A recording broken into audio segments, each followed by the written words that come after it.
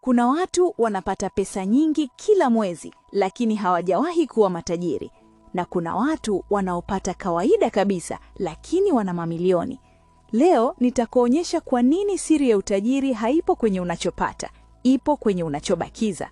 Karibu Sauti ya Kurasa. Hapa tunajifunza pesa kwa ukweli, si kwa maonesho.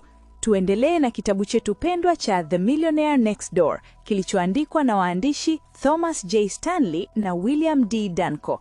Karibu sana.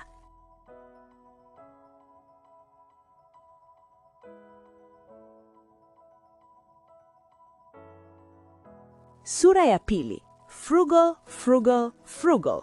Maana ya frugal ni kutumia rasilimali kwa uangalifu, au tunaweza kusema ni tabia ya kuwa mwangalifu sana na pesa zako kwa kuepuka ubadhirifu na kutonunua vitu vya anasa visivyo na lazima, ili uweze kuweka akiba na kuwekeza zaidi. Vile vile, tunaweza kusema nidhamu ya pesa kwa lengo la kujenga uhuru wa kifedha, si kuonekana tajiri. Kwa lugha ya mtaani, ni ubahili wa akili. Unabana matumizi leo ili uwe na utajiri kesho.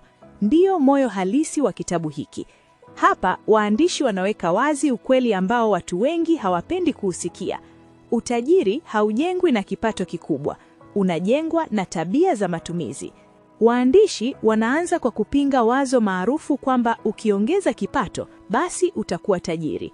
Wanathibitisha kupitia utafiti wao kuwa watu wengi wana kipato kikubwa sana, lakini hawana mali.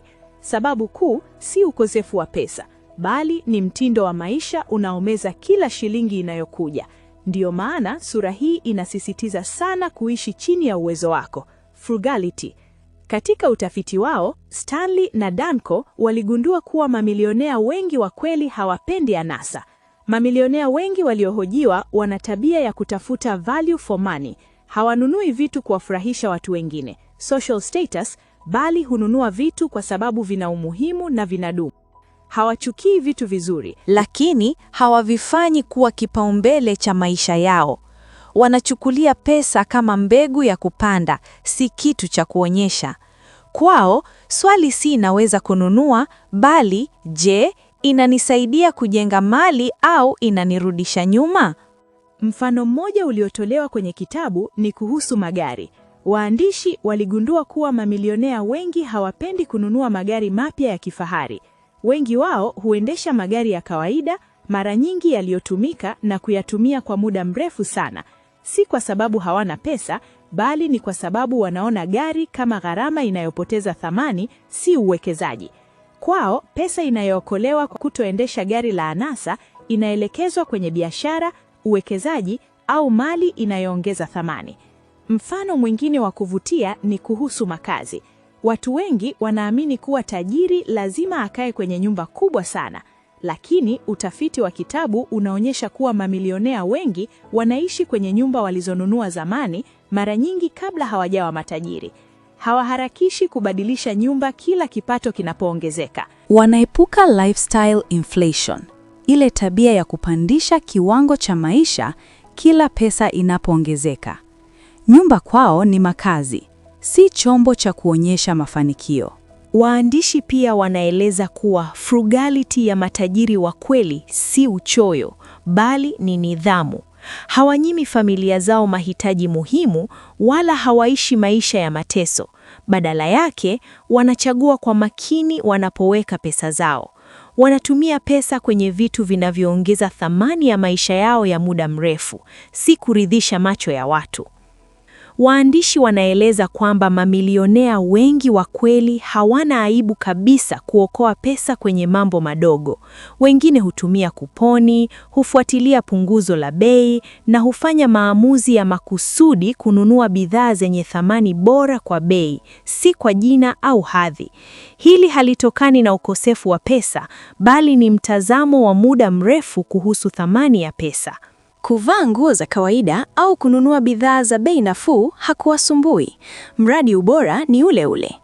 Kwao, kuonekana tajiri si kipaumbele. Kipaumbele ni kulinda na kukuza mali. Ndio maana waandishi wanaonyesha kuwa mamilionea hawa wanaelewa nguvu ya muda na uwekezaji. Pesa ndogo inayookolewa leo ikielekezwa kwenye uwekezaji inaweza kukua na kuwa kiasi kikubwa sana miaka ijayo. Kabla ya kuendelea, najua unajiuliza, kuponi ndo nini? Kuponi ni karatasi au kadi yenye thamani ya punguzo inayotolewa na duka, kampuni au muuzaji kupunguza gharama ya bidhaa au huduma. Kuponi inaweza kuwa kwa kiasi maalumu cha pesa, mfano, punguzo la shilingi 500, au asilimia ya punguzo, mfano, asilimia 10. Acha tuendelee. Vile vile, katika sura hii inaelezwa kuwa mamilionea wengi huwekeza kwanza kabla ya kuanza kutumia. Wanatenga asilimia fulani ya kipato chao, mara nyingi asilimia 15 au zaidi, kwa ajili ya uwekezaji. Wanaishi kwa kile kinachobaki badala ya kuweka akiba kile kinachobaki baada ya matumizi. Kuna mfano wa familia moja tajiri sana iliyokuwa na net worth ya mamilioni ya dola, lakini watoto wao hawakujua kabisa wazazi wao walikuwa tajiri kiasi hicho. Familia hiyo iliishi maisha ya kawaida, watoto walienda shule za kawaida na hawakupewa pesa ovyo. Lengo la wazazi halikuwa kulea watoto wanaopenda anasa, bali ni watoto wanaoelewa thamani ya pesa na kazi. Hii inaonyesha kuwa frugality haijengi tu mali, bali pia inalinda maadili ya familia. Sura hii pia inagusa tofauti kubwa kati ya watu wanaopata pesa na watu wanaohifadhi pesa. Waandishi wanaonyesha kuwa watu wengi wenye kipato kikubwa hutumia muda mwingi kufikiria namna ya kuongeza kipato, lakini hutumia muda mdogo sana kufikiria namna ya kudhibiti matumizi. Kwa mamilionea wa kweli, kudhibiti matumizi ni jambo la msingi kuliko kuongeza kipato.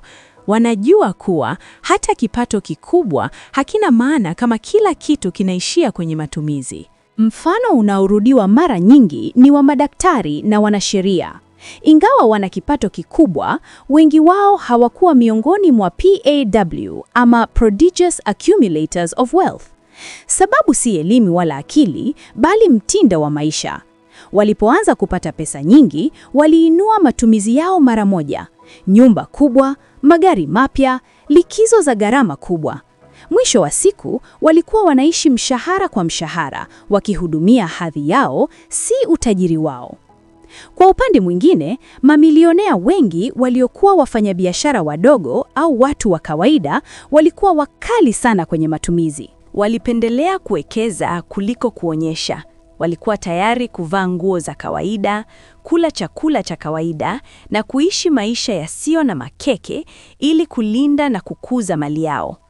Ujumbe mzito wa sura hii ni huu: utajiri hauanzi na kile unachonunua, unaanza na kile unachokataa kununua.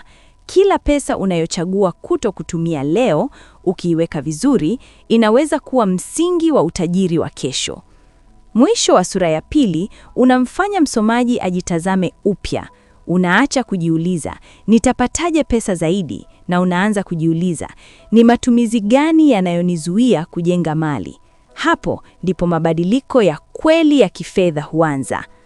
Kwa ujumla, Frugal inafundisha kuwa matajiri wa kweli hawajengwi na bahati au mishahara mikubwa, bali na nidhamu ya kila siku ya kuishi chini ya uwezo wao. Utajiri ni matokeo ya maamuzi madogo yanayorudiwa kwa muda mrefu, si tukio la ghafla. Kama umechoka kufanya kazi nyingi lakini pesa zinaisha haraka, basi hii elimu ni yako. Bonyeza subscribe, washa alama ya kengele na shiriki video hii kwa mtu anayependa anasa kuliko uhuru wa kifedha. Hapa, Sauti ya Kurasa, tunajenga akili ya utajiri, si maisha ya kuonekana tajiri.